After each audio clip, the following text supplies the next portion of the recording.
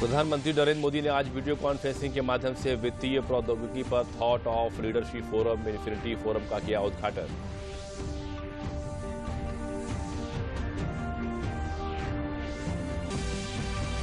लखनऊ में आज प्रधानमंत्री गति शक्ति सम्मेलन का किया गया आयोजन। मुख्यमंत्री योगी आदित्यनाथ ने कहा, बड़ी अर्थव्यवस्था की ओर बढ़ रहा उत्तर प्रदेश।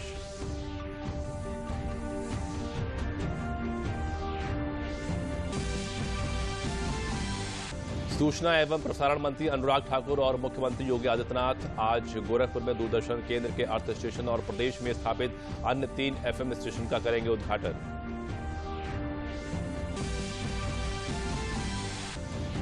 और आज भारत के प्रथम राष्ट्रपति डॉक्टर राजेंद्र प्रसाद की जयंती पर राष्ट्र दे रहा है श्रद्धांजलि। मुख्यमंत्री योगी आदित्यनाथ ने डॉक्टर राजेंद्र प्रसाद की प्रतिमा पर अर्पित की पुष्पांजलि।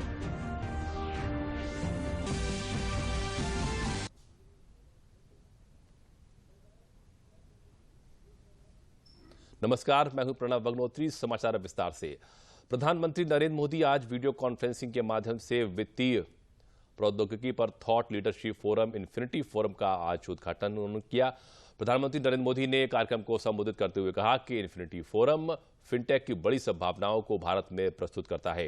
इन्फिनिटी फोरम फिनटेक पर एक विचारशील नेतृत्वकारी मंच है। उन्होंने कहा कि प्रौद्योगिकी दुनिया में बड़ा बदलाव ला रही है। भारत में डिजिटल भुगतान बढ़ गया है। 1 अरब से ज्यादा का यूपीआई से लेन देन किया जा रहा है। कोरोना के बावजूद 10 लाख से अधिक प्रतिदिन रेलवे टिकट की बुकिंग हो रही है। Technology is bringing a big shift in the world of finance. Last year in India, mobile payments exceeded ATM cash withdrawals, and that was for the first time. Fully digital banks without any physical branch offices are already a reality and may become commonplace in less than a decade. Friends, India has proved to the world that it is second to none when it comes to adopting technology or innovating around it. Transformational initiatives under Digital India have opened doors for fintech innovations to be applied in governance. Technology has also catalyzed financial inclusion. From less than 50% Indians having bank accounts in 2014, we have almost universalized with 430 million Jan Dhan accounts in the last 7 years. So far, 690 million RuPay cards have been issued.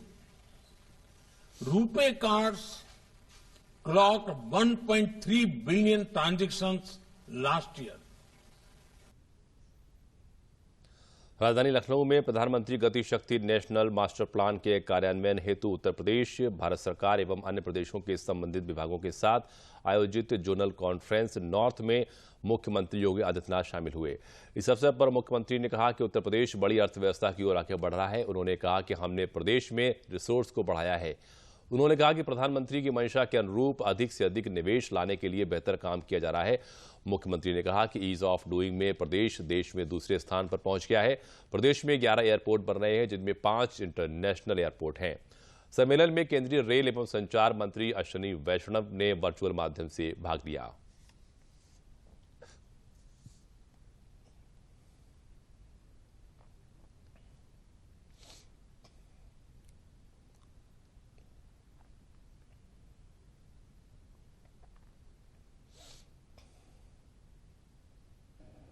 साढ़े 4 पौने 5 वर्ष के अंदर उत्तर प्रदेश में एक भी दंगा न होना, उत्तर प्रदेश के अंदर चल रही तमाम उस प्रकार की विसंगतियों को जो उत्तर प्रदेश के विकास में और उत्तर प्रदेश में निवेश में सबसे बड़ी बाधा थी, उसे एक समयबद्ध तरीके से हम लोगों ने प्रदेश से दूर करते हुए निवेश के लिए निवेश मित्र पोर्टल गठित किया।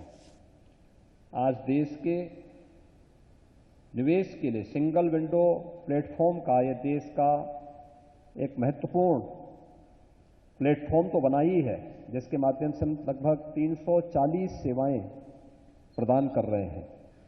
ये जो 160 लाख करोड़ की इंफ्रास्ट्रक्चर प्रोजेक्ट्स की पाइपलाइन है, इंफ्रास्ट्रक्चर प्रोजेक्ट्स का जो एक बहुत बड़ी योजना है, इस योजना का कैसे इंटीग्रेटेड वे में इंप्लीमेंटेशन हो, कैसे सबको समाहित करके विभिन्न विभागों का काम अलग अलग ना हो, बल्कि एक कॉमन मास्टर प्लान बने, एक इंटीग्रेटेड मास्टर प्लान बने, जिस मास्टर प्लान के तहत सभी विभाग अपना अपना योगदान दें और किस तरह से हमारे देश के 135 करोड़ भारतवासियों को एक अच्छी सुविधा मिले, एक ऐसा इंफ्रास्ट्रक्चर मिले जो अगले 25 साल तक जिसके गुण गाए जाए, जिसका लाभ देश में मिलता रहे। इसी दूरदर्शी विजन के साथ प्रधानमंत्री जी ने गति शक्ति का संकल्प किया। सूचना एवं प्रसारण मंत्री अनुराग ठाकुर और मुख्यमंत्री योगी आदित्यनाथ आज गोरखपुर में दूरदर्शन केंद्र में अर्थ स्टेशन का उद्घाटन करेंगे। इसके साथ ही 3 FM स्टेशन का भी उद्घाटन गोरखपुर से ही बटन दबाकर करेंगे।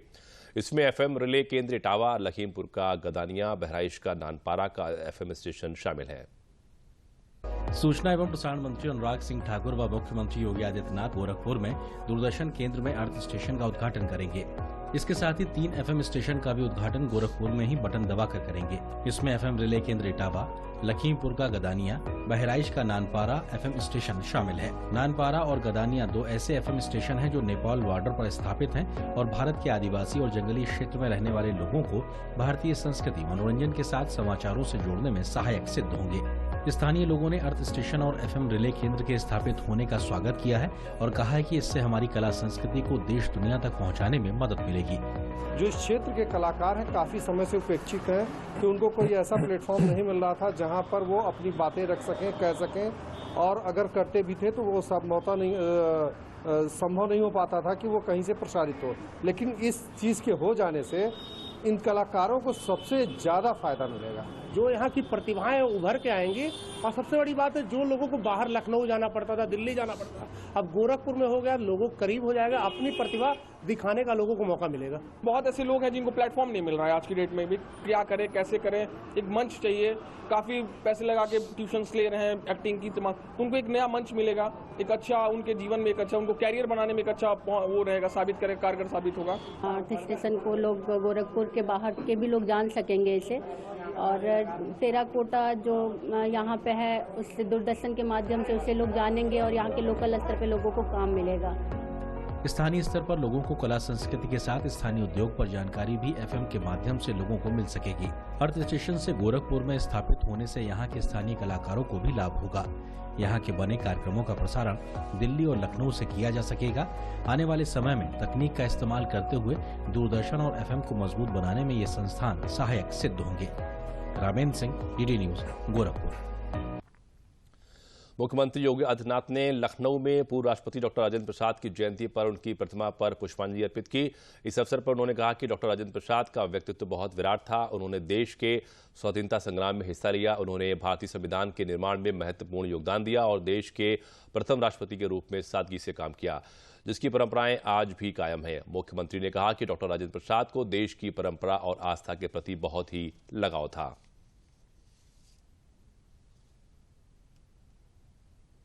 जब भारत के मानबिंदुओं की पुनर्स्थापना की बात आई,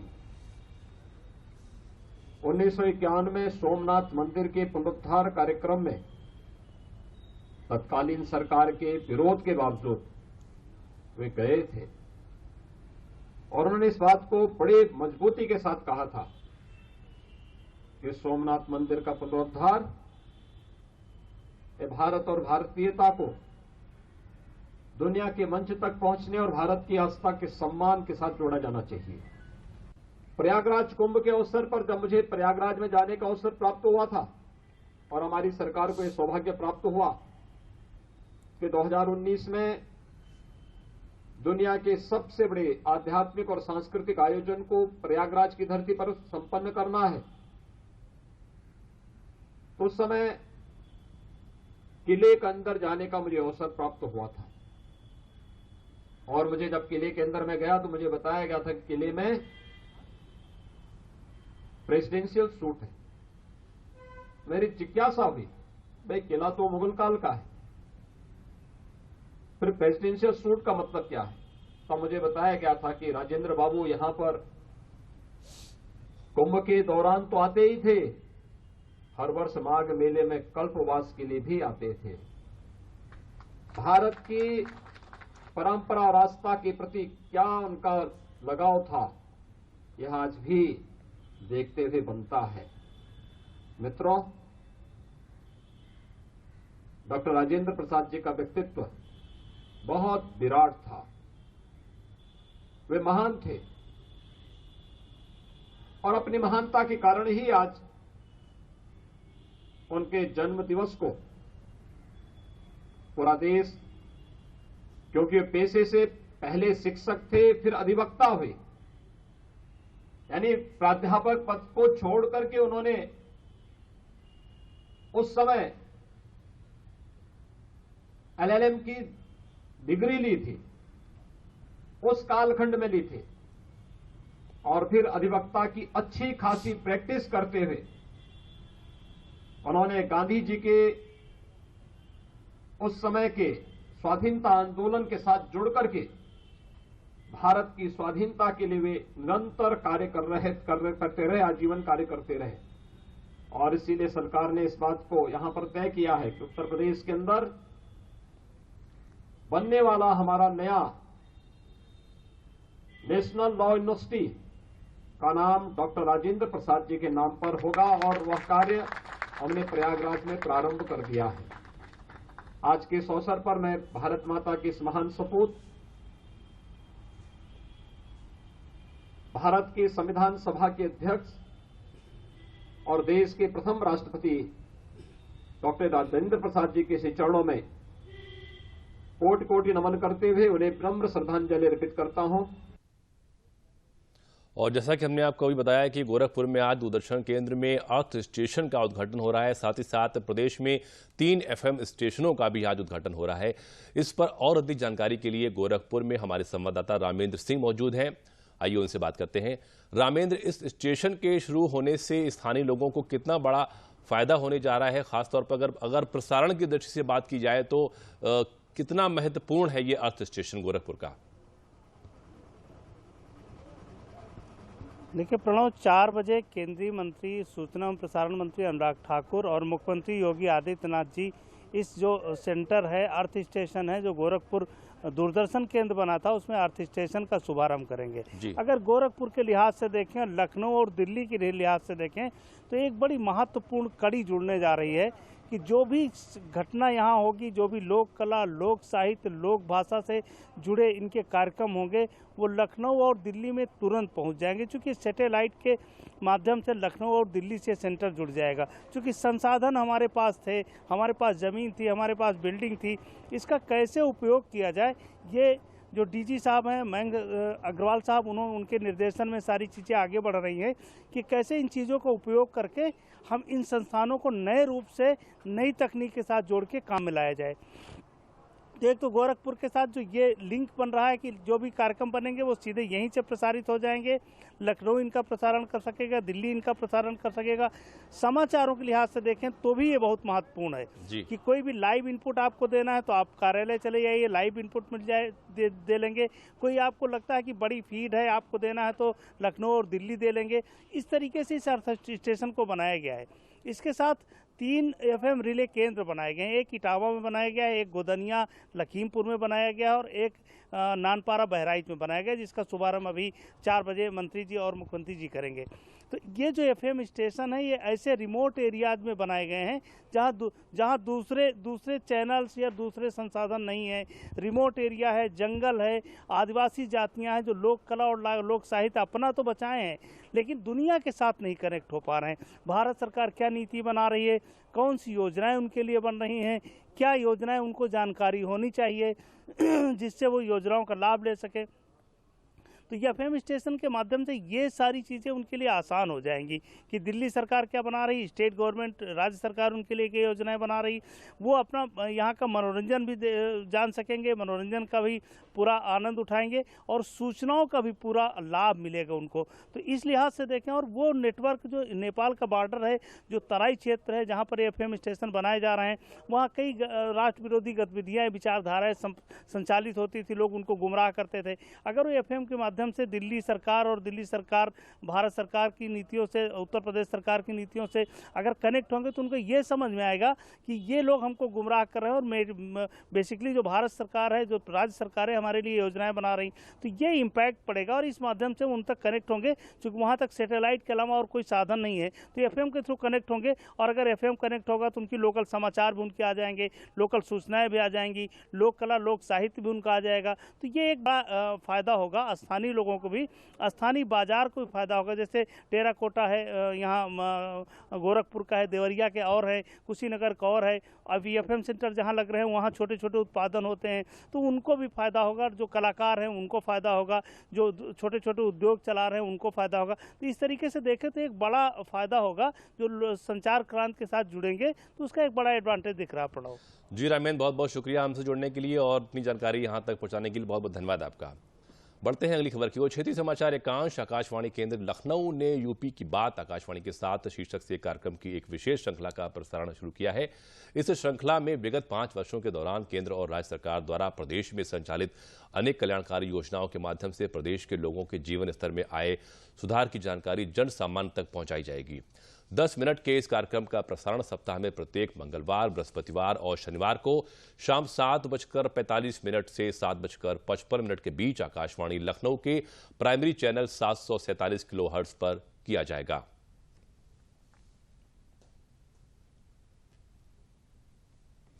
भारतीय जनता पार्टी के राष्ट्रीय उपाध्यक्ष और उत्तर प्रदेश के प्रभारी राधा मोहन सिंह ने कहा है कि प्रदेश से भ्रष्टाचार और तुष्टीकरण का खात्मा हुआ है और सवालों के घेरे में रहने वाला प्रदेश सवालों से बाहर होकर विकास के पथ पर प्रयत्नशील है। सोनभद्र जिले में दौरे पर पहुंचे राधा मोहन सिंह ने कार्यकर्ताओं और पदाधिकारियों को संबोधित करते हुए कहा कि उत्तर प्रदेश अब प्रश्नों का प्रदेश नहीं रहा। योगी सरकार ने तमाम प्रश्नों का उत्तर 4.5 साल में ही दे दिया है।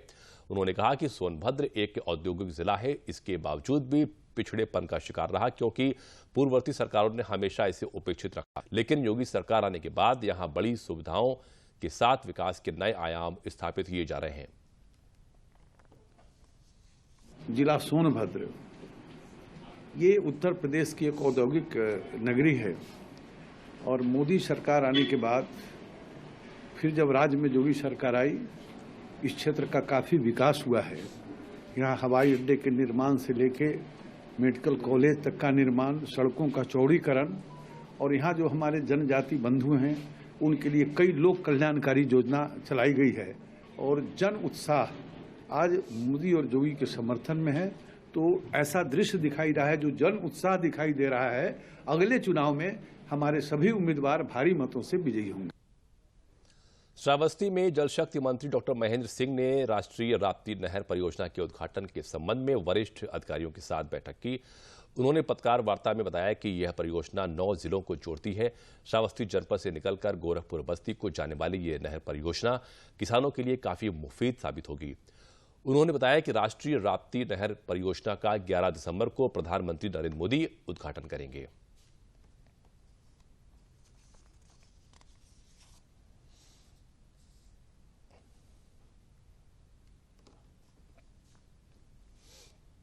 सरयू नहर परियोजना जो 71 और 72 में जिसकी कल्पना की गई थी और उस समय जब कल्पना की गई थी तो 78 करोड़ की परियोजना थी। 1978 में इस परियोजना का कार्य प्रारंभ हुआ। तब से लेकर के अब तक बहुत सारी सरकारें आईं, लेकिन परियोजना पूर्ण नहीं हो सकी। आदरणीय प्रधानमंत्री जी जब 2014 में प्रधानमंत्री बने, नरेंद्र भाई मोदी जी, उन्होंने भारत की बहुत सारी परियोजनाओं की समीक्षा किया। प्रधानमंत्री कृषि सिंचाई योजना घोषणा की और लंबित परियोजनाओं को पूर्ण करने के लिए सरकारों से बातचीत किया, लेकिन उत्तर प्रदेश सरकार ने, तत्कालीन सरकार ने उस पर कोई कार्रवाई नहीं की। 2017 में जब आदरणीय मुख्यमंत्री योगी आदित्यनाथ जी उत्तर प्रदेश के मुख्यमंत्री बने, तो उन्होंने इस परियोजना को आदरणीय प्रधानमंत्री जी से बातचीत करके फिर से रिवाइज एस्टीमेट इसका बना। 9,802 करोड़ रुपए की यह परियोजना 9 जिले की परियोजना, गोंडा, बलरामपुर, बहराइच, श्रावस्ती, संत कबीर नगर, बस्ती, सिद्धार्थनगर, महाराजगंज और गोरखपुर की इस परियोजना की दृष्टि से जनवरी 2018 से इस पर कार्य प्रारंभ हुआ और युद्ध स्तर पर कार्य करते हुए इस परियोजना को हम लोगों ने पूर्ण किया है और उसी परियोजना के लोकार्पण की दृष्टि से आदरणीय प्रधानमंत्री जी का आगमन हो रहा है। 11 तारीख को आदरणीय प्रधानमंत्री जी का कार्यक्रम सुनिश्चित किया गया है। कुल 14.5 लाख हेक्टेयर जमीन इसके माध्यम से सिंचित होगी। कानपुर में गणेश शंकर विद्यार्थी मेडिकल कॉलेज के नेत्ररोग विभाग के विभागाध्यक्ष डॉक्टर परवेश खान ने चिकित्सा जगत में एक कीर्तिमान स्थापित किया है। उन्होंने रतौंधी यानी रेटिनिसस पिगमेंटोसा के मरीजों का इलाज autologous stem cell transplant therapy से करने में सफलता हासिल की है। डॉक्टर परवेश खान ने बताया कि यह बीमारी जेनेटिक है और इस बीमारी का इलाज विश्व में कहीं भी उपलब्ध नहीं है। उन्होंने autologous stem cell transplant therapy को मील का पत्थर बताते हुए कहा कि इस तकनीकी पर पिछले 3 वर्षों से शोध किया जा रहा था। कुछ समय पूर्व डॉक्टर परवेश खान ने एक विशेष प्रकार का यंत्र निडल विकसित किया था, जिससे रतौंधी के मरीजों का इलाज मरीज की आंख की सतह पर प्लेटलेट रिच प्लाज्मा को इंजेक्ट कर सफलतापूर्वक किया जा रहा है। इस तकनीकी से रोगियों के इलाज में 80% लोगों की आंखों की रोशनी में वृद्धि पाई गई है।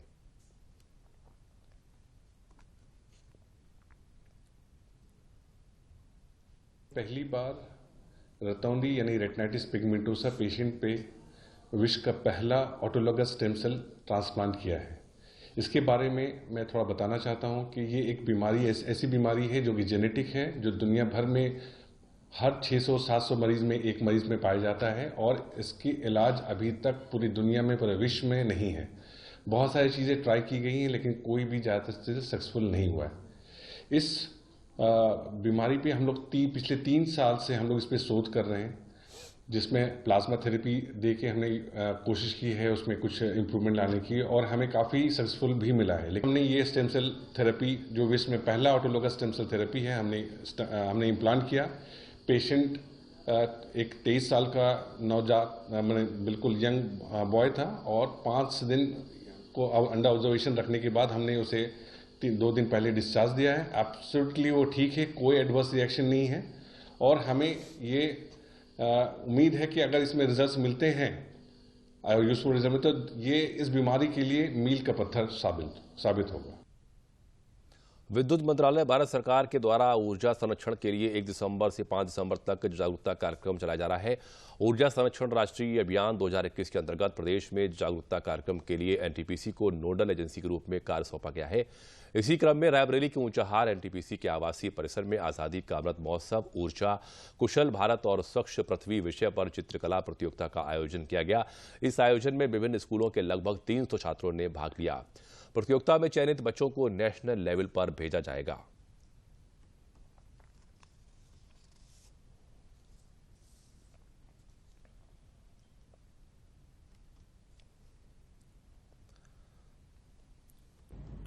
भारत सरकार के अंतर्गत ब्यूरो ऑफ एनर्जी एफिशिएंसी ने एक राष्ट्रीय प्रतियोगिता का आयोजन किया, जिसमें एनटीपीसी के township schools, Chinmaya, DAV, Saraswati विद्यालय और अन्य विसिनिटी के गांव के विद्यालयों ने भी पार्टिसिपेट किया, जिसमें लगभग 300 छात्रों ने आकर के cleaner planet, energy efficient India के ऊपर बहुत ही सुंदर चित्रकारियां बनाई और प्रस्तुत करी।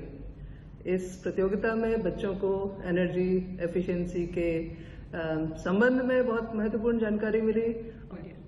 इस प्रतियोगिता में शामिल बच्चों ने ऊर्जा संरक्षण के महत्व को समझा। एनटीपीसी केवल विद्युत उत्पादन ही नहीं करती है, बल्कि देश की संस्कृति में ऊर्जा संरक्षण को बराबर महत्व देती है। इसी तरह मेरा विश्वास है कि इस प्रतियोगिता के माध्यम से बच्चे जो अगली पीढ़ी के संबल हैं इस ऊर्जा संरक्षण के महत्व को समझेंगे और अपने दैनिक जीवन में भी इसको आत्मसात करेंगे। मथुरा जनपद के कोतवाली सुरीर क्षेत्र में आज सुबह यमुना एक्सप्रेसवे पर भीषण सड़क दुर्घटना में मध्य प्रदेश पुलिस के 4 सिपाहियों समेत 5 की मौत हो गई, जबकि 4 गंभीर रूप से घायल हो गए। हादसा आगरा से नोएडा जाते हुए कार के पुलिया से टकरा जाने के कारण हुआ। दुर्घटना में मुख्य आरक्षी भवानी प्रसाद, महिला आरक्षी हीरा देवी, चालक जगदीश, पुलिस मित्र रवि कुमार की मौत हो गई। सूचना पर पहुंची पुलिस ने घायलों को अस्पताल में भर्ती कराया।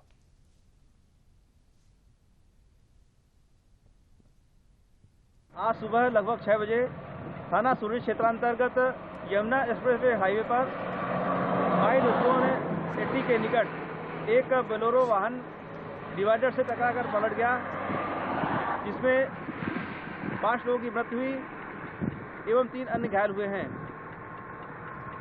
मृतकों में एमपी पुलिस के कुछ जवान एवं कुछ प्राइवेट व्यक्ति भी हैं, जिनके नाम head constable Bhavani Singh, constable Kamalendra, महिला कांस्टेबल हीरा देवी, प्राइवेट वाहन चालक जगदीश एवं जनता का व्यक्ति रवि जी है।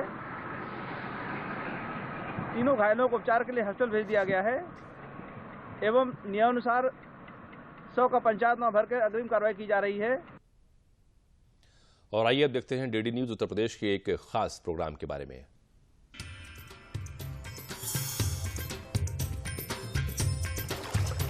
गंगा के किनारे से जमुना के मझधारे तक,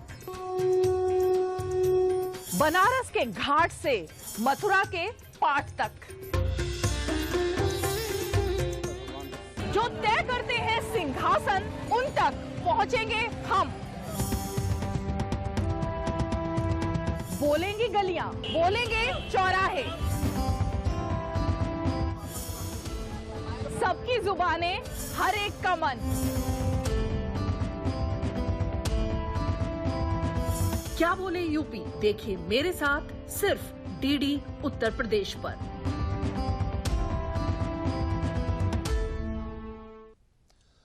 आप दूरदर्शन न्यूज उत्तर प्रदेश के समाचार बुलेटिन और समसामयिक विषयों के कार्यक्रमों को हमारे YouTube channel DD news UP पर देख सकते हैं। इसके लिए आपको लॉगिन करना होगा www.youtube.com/ddnewsup।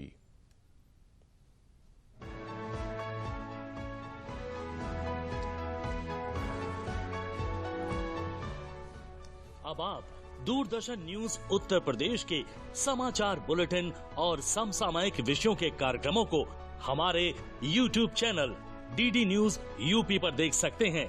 इसके लिए आपको लॉगिन करना होगा www.youtube.com/ddnewsup।